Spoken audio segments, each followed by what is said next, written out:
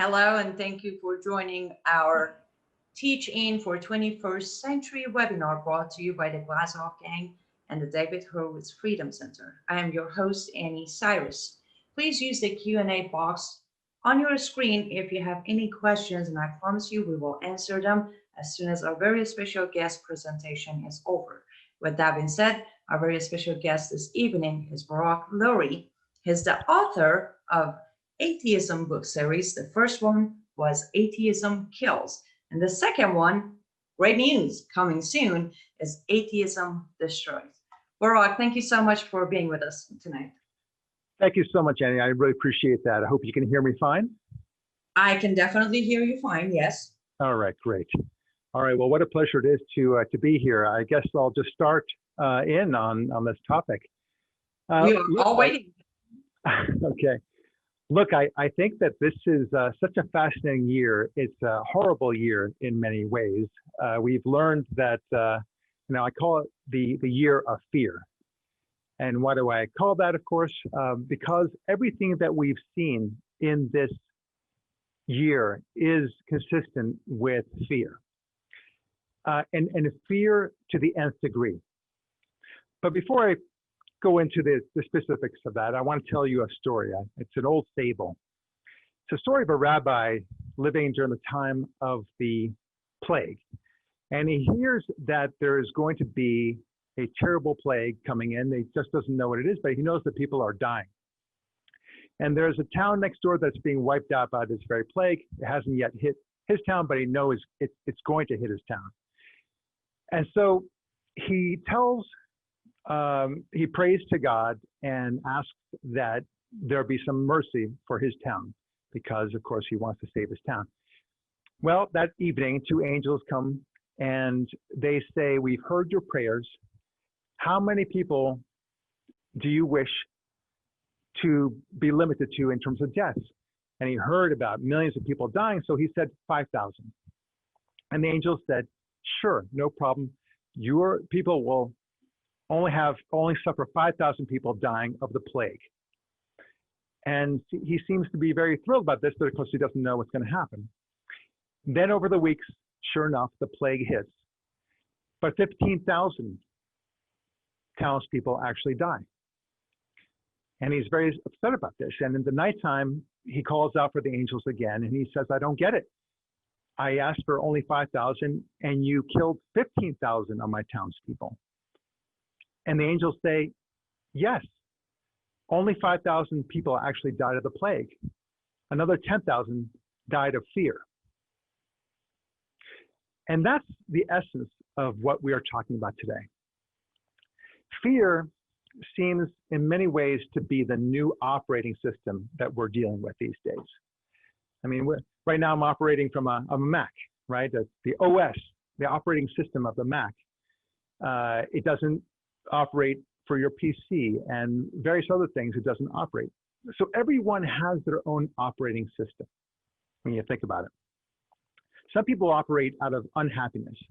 Some people can only function if they're always depressed. Some people seem to thrive on the attention of others. Some people operate out of fear. And now we're seeing a whole country, and in many ways, many other countries, operating tremendously out of fear. But it wasn't always this way. What has changed in the past few decades? You hear a lot of people, especially conservatives and religious folk, talking about that we need to teach more patriotism in schools. We need to teach about abstinence. We need to teach about American history. We need to teach about great literature and the values of great literature. But all of these things are nothing without God. It's like a plane is not about its airplane seats or its overhead compartments or the windows or even the flight attendants, right? A plane is about the engines, the wings, and the pilot. But you look back on the holders of what we think of as courage, and you think of people like Billy Graham, Alexander Solzhenitsyn, Churchill, of course, Ronald Reagan, Lincoln, all the founding fathers, including George Washington. You can also think, of course, about many great soldiers like Navy SEAL Team 6 in war. Or perhaps you can think of Shelley Luther, the recent one, and for more modern day purposes, the one who refused to apologize for operating her salon despite the restrictions on all hair salons right in Texas. But what do they all have in common? All of these brave men and women, Rosa Parks, by the way, and Martin Luther King should be added to that list, all very courageous. And then they all have this one thing in common. They all devoutly believed in God. God was a major part of their lives. But that's what's changed. The Pew Research study has recently shown that only 65% of Americans now believe in God. That is substantially down. It's about 13% down from what it was 12 years ago. Even 1% would be a huge drop, but we're talking about a 13% drop.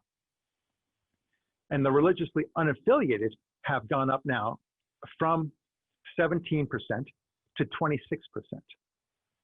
That's bad. They call them the nuns, N-O-N-E-S.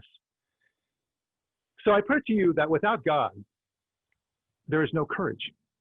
There's no reason for courage at all. Courage is a value in much the same way that liberty is a value. And one is that is something that we value only if there is a God.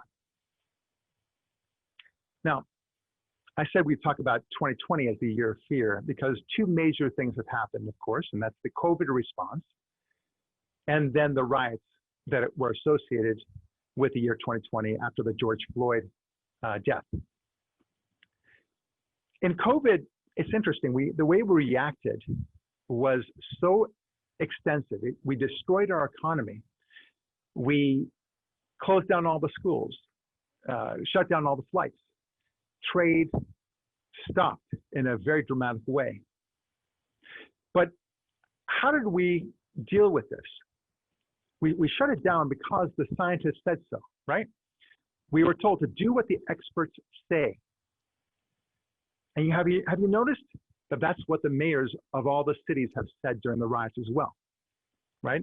If someone demands your purse or your wallet, just do what they say, right? It's the just do what they say culture. That's what it's become. And the COVID response reflects that. Everything is okay to do as long as it's in the name of saving lives. So we sacrificed our entire economy, like I said, at the expense of the mental health and suicides and jobs and everything else. But they say, gosh, it's like a war, like we had in World War II.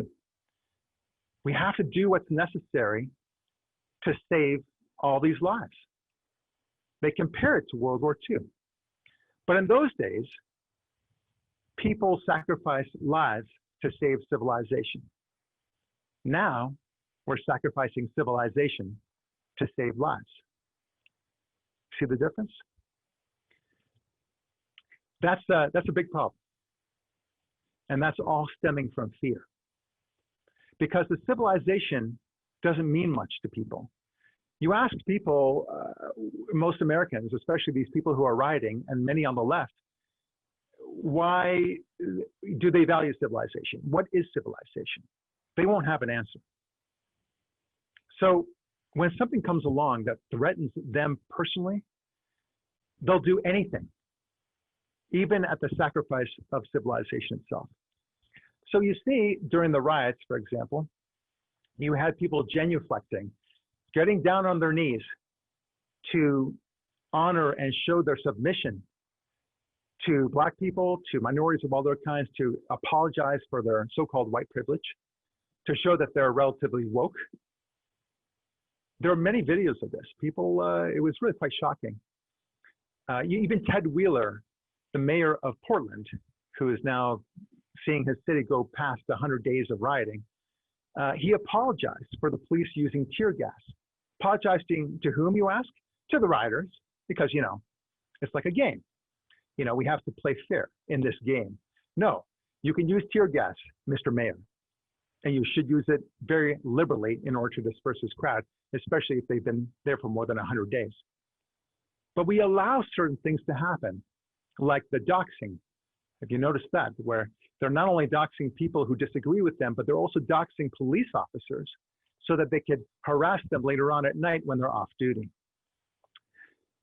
Barry Weissman from the New York Times, you probably heard about her. She had written in the New York Times after she resigned that things have really changed in the New York Times, and that there was this online mob that was controlling the community and journalism generally speaking, and that if you didn't agree exactly with what they said, you would be doxxed, you would be harassed, and you'd be targeted for humiliation one way or the other. That is the new thing going on the left.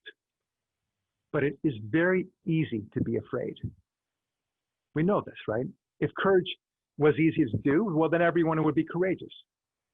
But courage, by definition, means that you are doing something that is counter to what appears to be the norm of the day.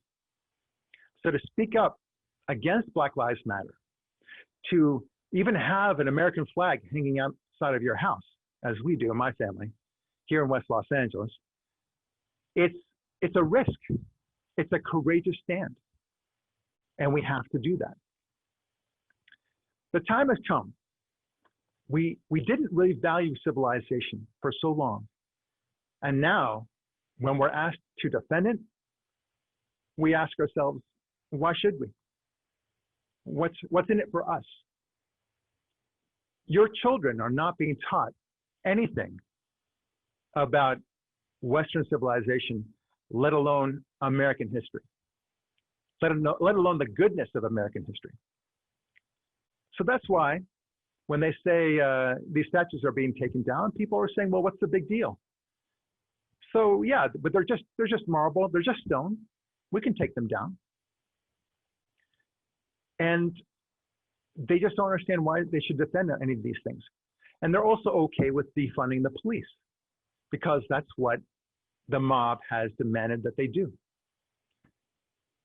And you see not just the doxing and the defunding of the police, but the decision not to enforce the laws, not to require cash bail before they release prisoners, and in fact, releasing prisoners regardless, because they need to save lives. It doesn't matter whether they'll commit crime later on and repeat their crimes over and over again. And you have people changing the team names, the owners of these football teams and basketball and otherwise. And then people otherwise demand that you kneel and to apologize for your white privilege. Recently, we saw people just having dinner in their cities outside, because that's the only way they can eat now, is outside on the sidewalk. And rioters come by, and they're not necessarily rioting, but they come up and they just drink your beer and eat your food and demand that you raise your fist in support of BLM. And what are these people going to do? I mean, a lot of these people are older people. They've never been confronted with anything like this in the past, and suddenly they're expected to be courageous. But we haven't taught people courage. We just haven't.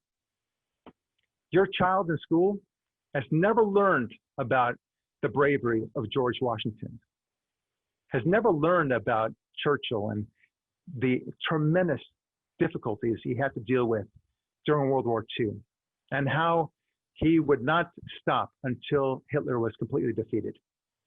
Likewise with Lincoln. Likewise with virtually any hero in American history. So they don't know, they don't speak that language, the language of courage. And so even though our mayors get in on the game, you had the mayor of Minneapolis cry over the casket of George Floyd. You saw Eric Garcetti kneeling before Black leaders as well. And everyone's rushing to find some sort of way to be offended and something that they need to change in American society. Everyone's looking to appease somebody, but no one's there to accept, right? I mean, at least, with Hitler, there was Hitler. He could accept or not, but there's nobody here to accept. Certainly there's no one there, even if they could accept, who would say, okay, good enough. You've appeased me enough. Now let's go forward with this new society of ours. It doesn't work that way. Not with the rioters, not with the mob.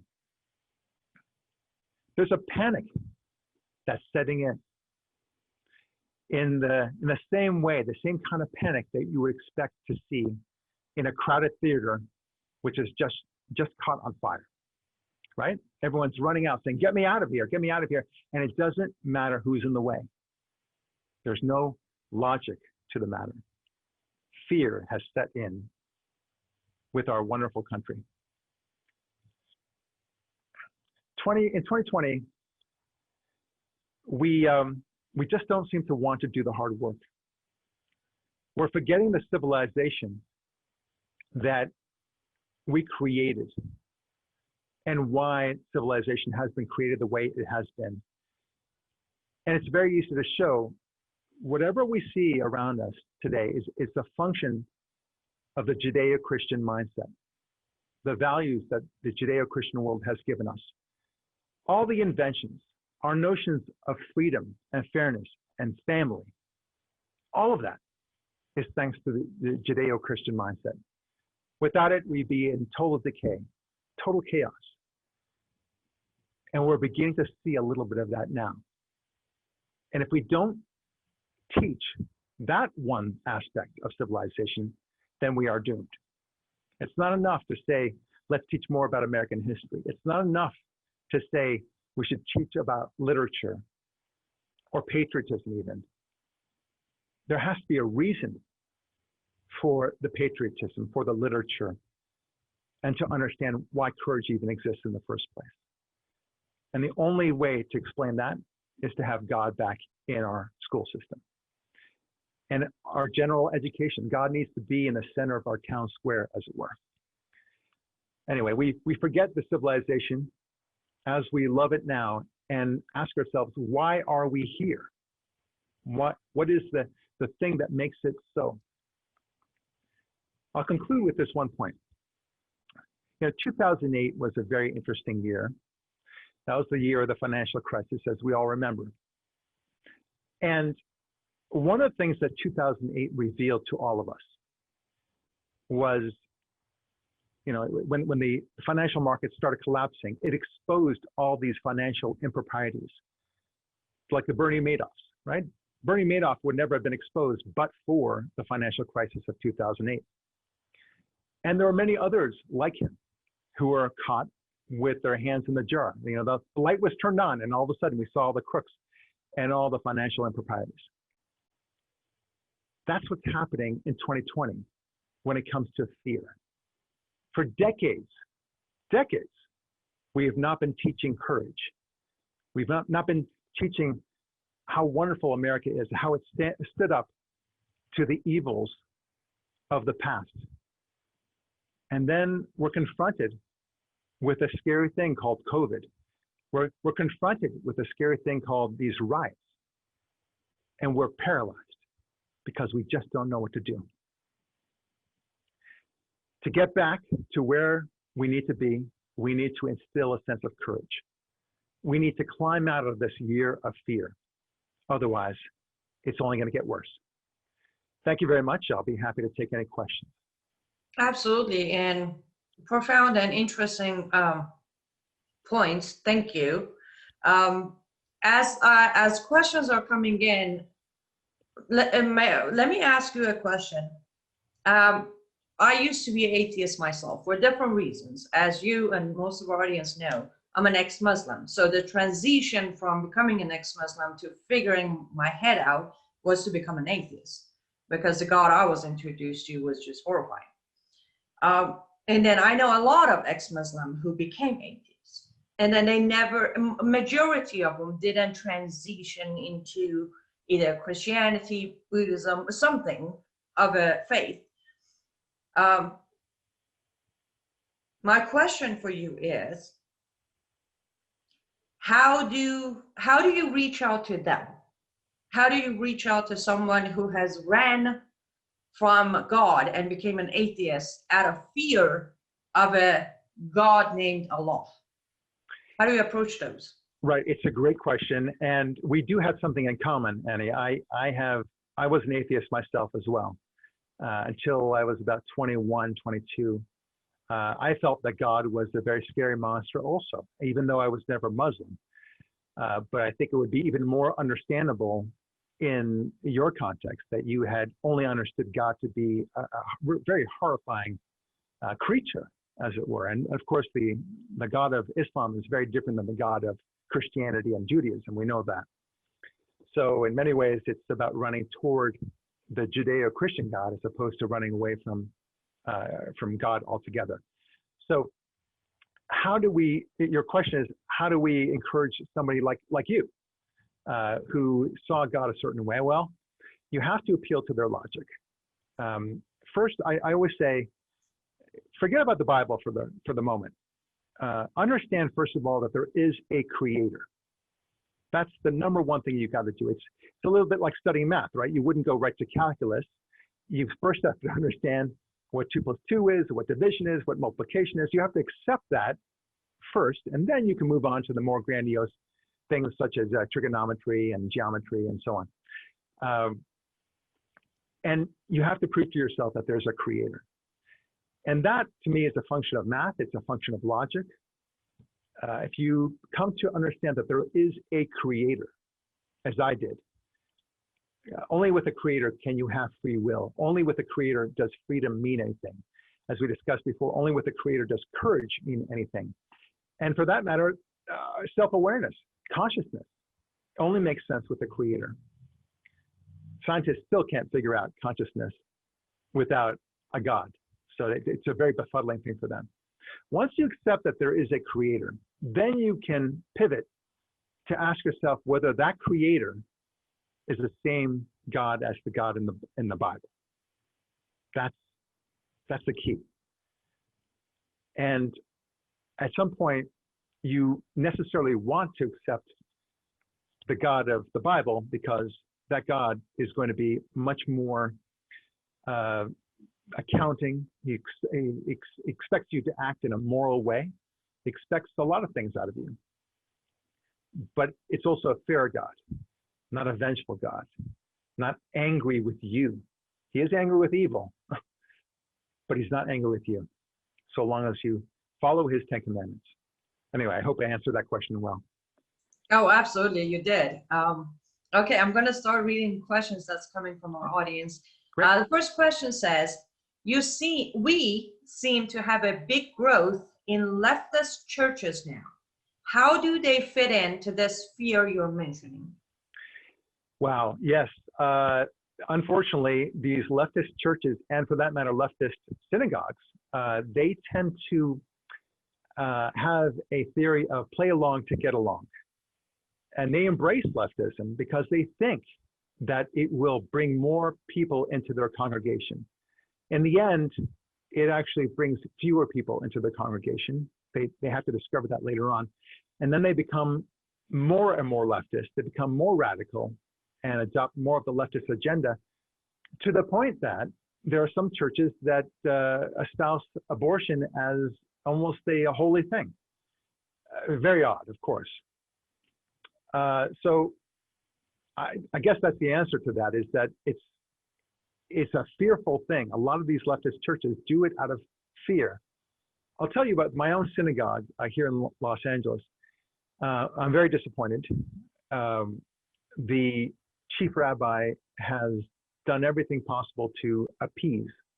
Now, and I like him as an individual. He's a good man, but he just needs to have a little bit more courage. And the courage to be able to say, I know that I'm going to suffer a lot of blows from the rest of the community here, but damn it, this is about worship. The highest thing that we can do is worship. It's not just a matter of the First Amendment. It's what God expects of us.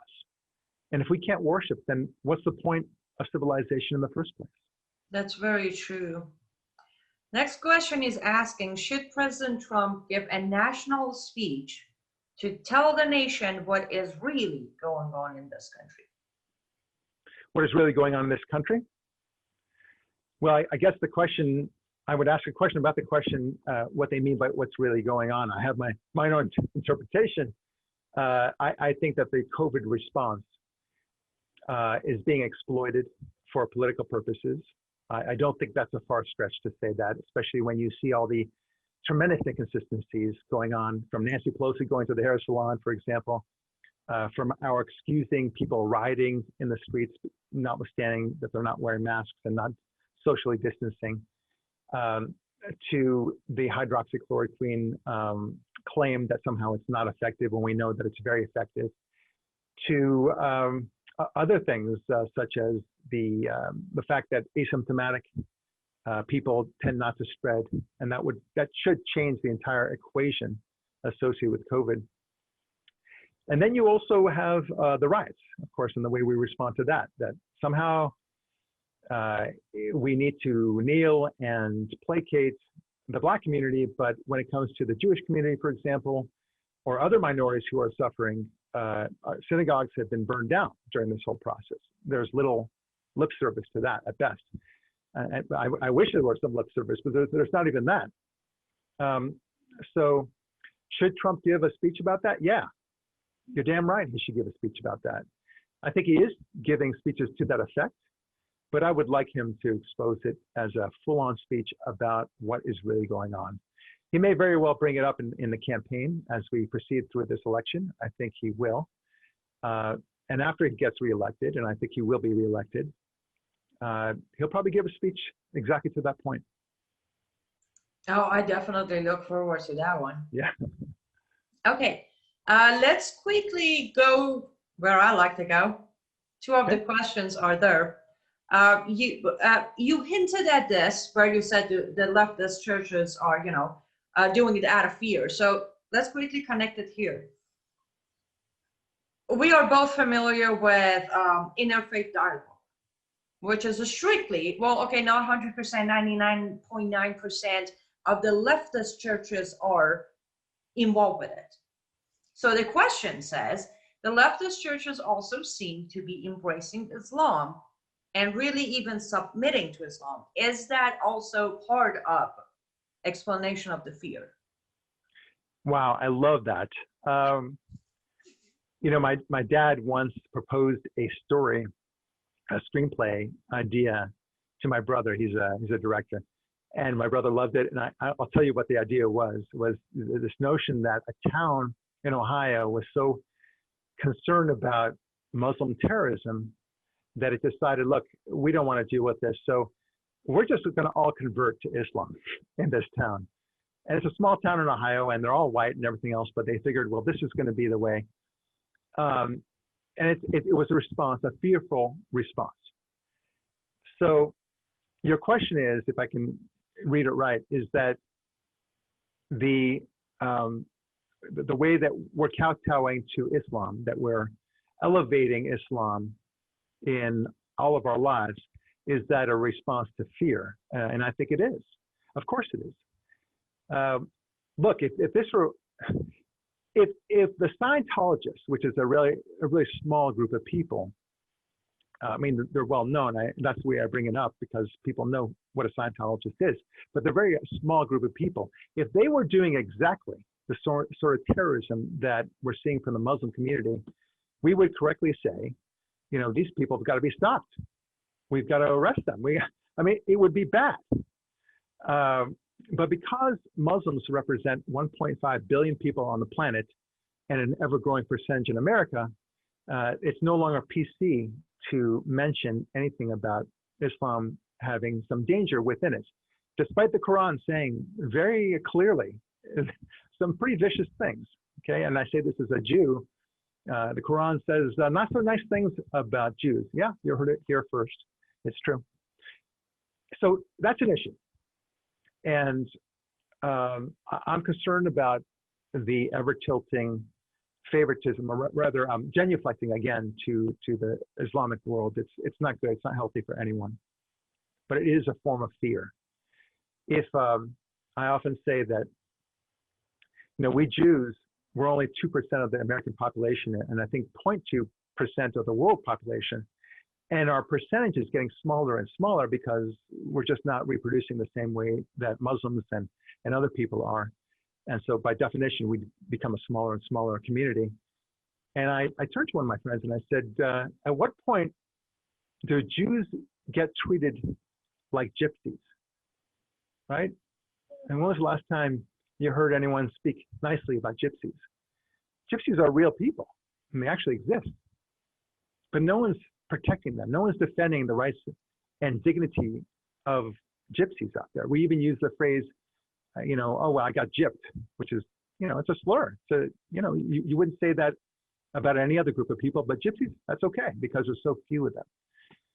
And likewise, we Jews are becoming a smaller and smaller group of people in the world. And conversely, the Muslims are becoming bigger and bigger. At some point, we simply cannot criticize Islam. And everyone will feel very comfortable about criticizing Judaism. And we're seeing that as well. Yeah, and to be fair, a few points. Number one, I can criticize Judaism, and you're not going to come at me with a knife to behead me. Whereas in Islam, Muslims will. Right. I mean, since we're having a very open discussion, that's the biggest difference between the PC culture and how it is completely all right, hypocrisy at its best, for having a congresswoman who's openly anti-Semitic and getting, cheered on. But if we have someone who would, God forbid, say, well, same congresswoman is following Sharia, is in danger to our constitution, that we all need to go find an underground bunker to hide. Right.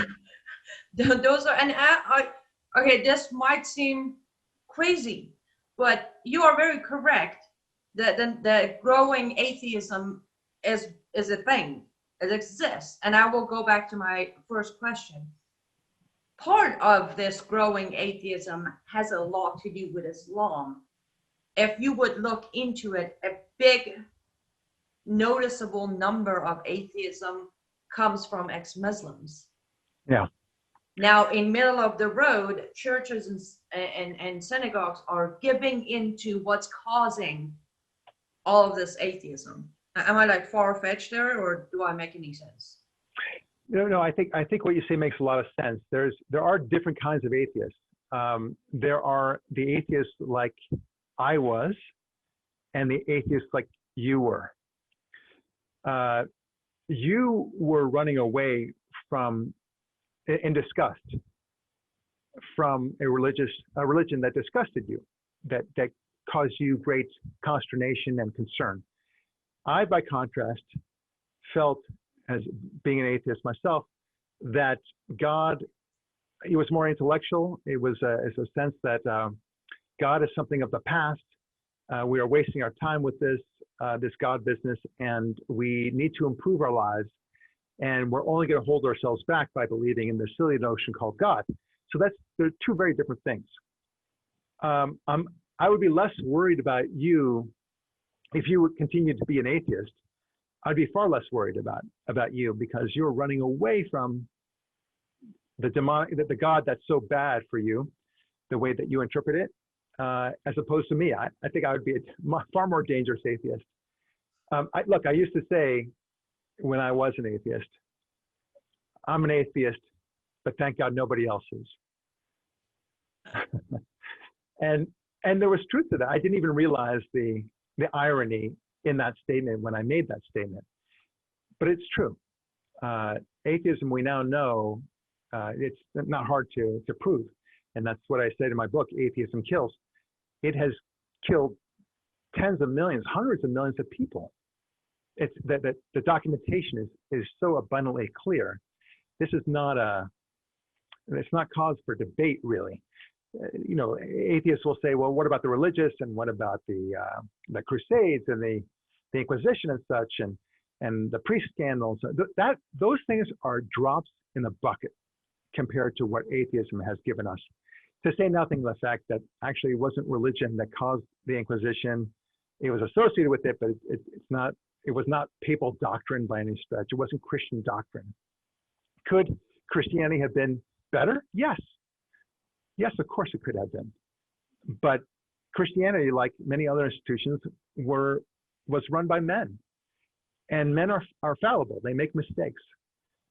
But doctrinally, there was nothing similar to the Holocaust. There's nothing similar to Mao's purge or the killing fields of Cambodia. Nothing like that. So atheism is a very destructive ideology. And yes, it's an ideology. It simply is an ideology. That's the main criticism I got in my book, is that somehow I'm characterizing atheism as an ideology, but it is. It really is, and it's super destructive. But one of the things that I write about in Atheism Destroys is this year, 2020, that the COVID response and the way we responded to the riots is a reflection of our lack of courage. And that lack of courage stemming from our failure to connect with God, our failure to understand that God doesn't want this. God wants us to move forward. God wants us to open up our economy, civilization, everything else. That's what the good books tell us. And I believe in those good books. Agreed. Okay, since you quickly talked about that Christianity could be better, next question is asking that it seems like modern Christians just seem to have no courage at all. I think that might be the case, that if you do not embrace Christianity, then you will embrace something that seems to be stronger, seems to have a greater faith. People love passion. I mean, they really do. And these Muslim radicals, they certainly have passion. There's no doubt about that. A lot of my Christian friends don't have the passion. But look, I always say this, that you know how I love my Christian friends. I want more Christians in this world. I want Christians to make a lot of Christian babies. We need you. Okay, so have some fun along the way, but make those babies, okay? We need it. Christians are the new Jews. There's a big difference between Jews and Christians in this one way. We talk about Judeo-Christian culture and so on like that. But Jews are very good about defending themselves, their faith, and calling out when there's persecution. We're very good about that. We're very bad about proselytizing, but we're very good about defending our faith. Christians are exactly the opposite. They're very good about proselytizing. They're very bad about defending their faith. Christians that I know, and I know so many of them, it's almost as if they're apologetic about being Christian. And I wish they weren't. I would love them to be much more proud of being Christian, in the same way that I'm proud of being an American. I'm proud of being a Jew. I'm proud of being a dad. There's a lot of things I'm proud about.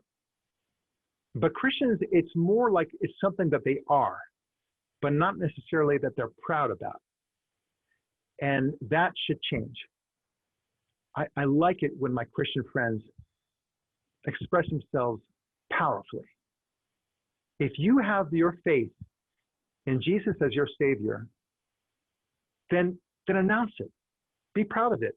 Look, that's not my theology. I don't believe that Jesus is my Savior, but I don't care. I care that you care about your own faith. We both share a love of God. It's identical, but we need to both be passionate. And if we don't share that passion, we'll suffer. But Christians are now discovering what it's like to be a Jew. And that's why I say Christians are the new Jews. They're really being attacked. And I think they're just not used to it.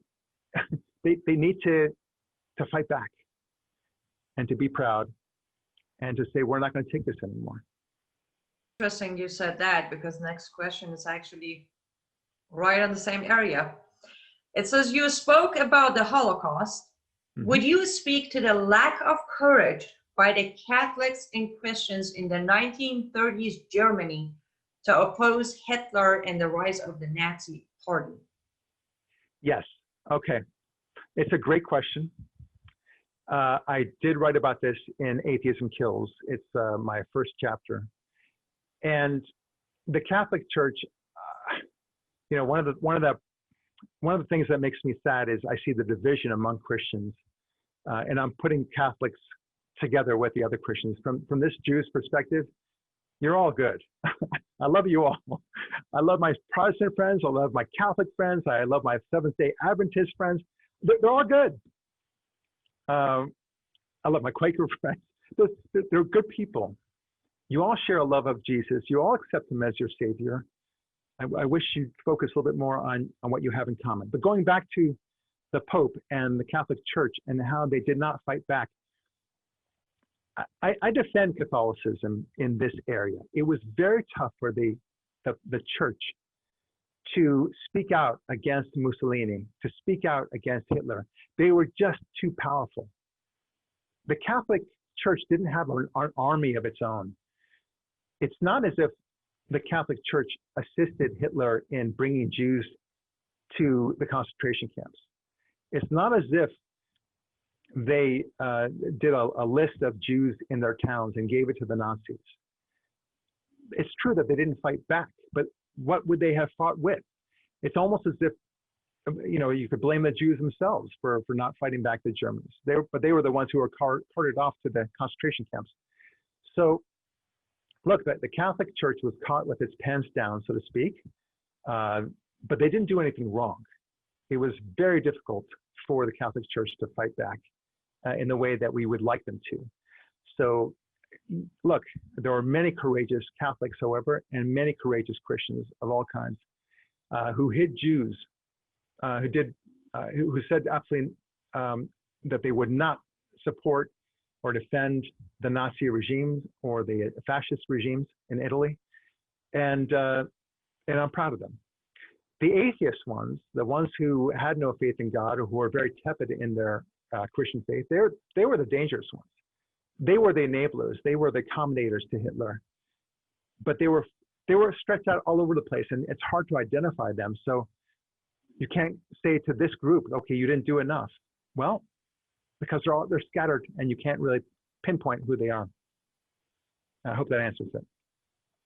Okay, let's try to squeeze one more question in there.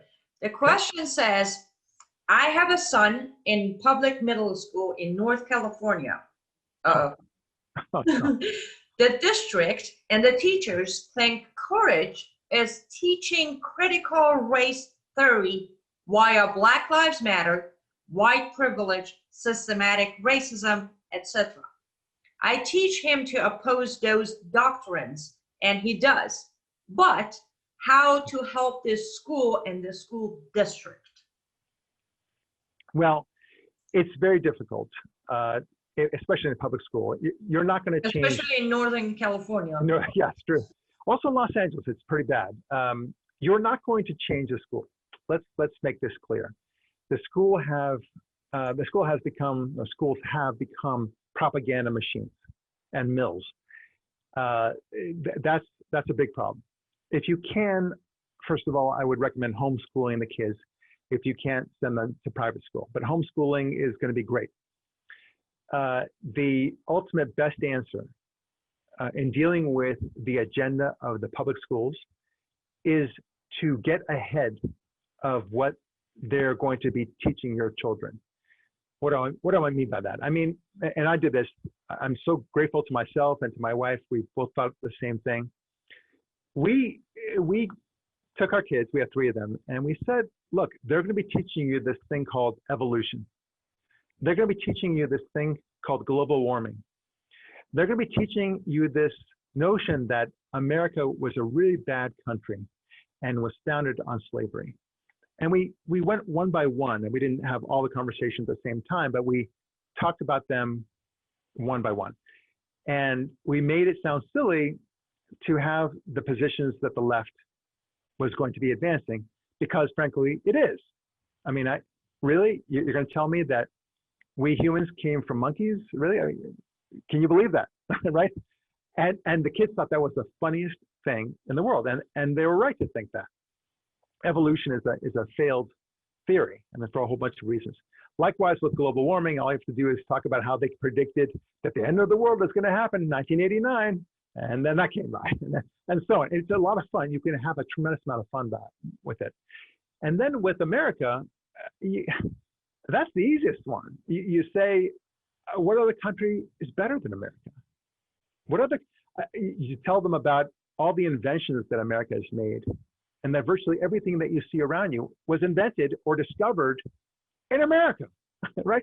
What invention, like the telephone, like the car, like the airplane, like air conditioning, like refrigeration, like the washing machine, and then of course the drugs and medicines and the cultural stuff like rock and roll and jazz and so on, and movies. I mean, we can go on. I can literally go on the entire day talking about all the great things that America has bestowed on the rest of the world, including, wait for it, freedom, liberty. If it weren't for America, we wouldn't have virtually half the planet now being a democracy. So you get ahead of it. That's the key. Now, the gentleman that was saying that, I think it was a gentleman who said that they're teaching that it's courageous. Well, this is nonsense. I mean, that's what's the word I'm looking for? It's in 1984, it's Orwellian, right? This notion that somehow courage means fear and fear means courage. I mean, really? So in other words, kowtowing to the mainstream media and just doing what they say that you should do, that's suddenly courage, right? Because bowing to the BLM, there's nothing courageous about that. Saying that your child should become the opposite sex, there's nothing courageous about that. There's nothing courageous about being for gay marriage or doxing somebody. None of these things are courageous, and yet that's the way they would advance it. So I guess the discussion with the child is to say, what do you think courage means? And then show that child, I guess the son here, that that's not courage. What courage, and give them examples of courage, like Rosa Parks, like George Washington, like Abraham Lincoln, like Martin Luther King Jr., right? All those incredible people. That's courage. And that's what you teach them. You always teach by example. Agreed, absolutely. And here's the very last question. Brock, tell our audience, where do they go to get your book, to read your work, and follow you and get more familiar with your book series? Well, that's great. I really appreciate that. For Twitter, it would be Barak_Lurie. Barak spelled the correct way, BARAK_Lurie, LURIE. That's Twitter. And then baraklurie.com is a good way to find out more about us and my law firm, of course. But as far as my books are concerned, Atheism Kills, I'm extremely proud of it. It became a bestseller way beyond my expectations. I was really pleased by that. I'm a fighter against atheism. It's not enough to love God. You also have to hate evil. And evil is the absence of God. And that's why I'm really pushing for this. I want people to understand that not going to church has its ramifications. Not going to synagogue, not believing in God, very powerful stuff. So Atheism Destroys, that's coming out in October. Very pleased about that. Also check out my book that's also been published, Rise of the Sex Machines, which is about how relationships, the nature of relationships has changed so much, largely because of our disregard of God as well. So that's the way to find me best, under Barak Lurie, under Amazon, or just baraklurie.com. And I so appreciate talking with you all, and I do want to say God bless to all of you, and be courageous. Make a stand. You only have one life to live, and it's very easy to be afraid. In the end, however, is going to harm you in a horrific way. So take a stand, and remember, it's better to die standing up than living on your knees. Amen. Thank you so much, Brock, for spending the time with us and sharing your wisdom. Thank you so much. And to our audience who has stayed with us until now, thank you so much. We appreciate you being here.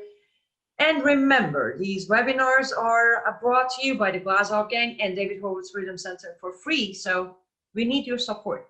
Go to frontpagemag.com and consider making a 100% tax-deductible donation. And until next week, you all stay safe, stay courageous, and goodbye.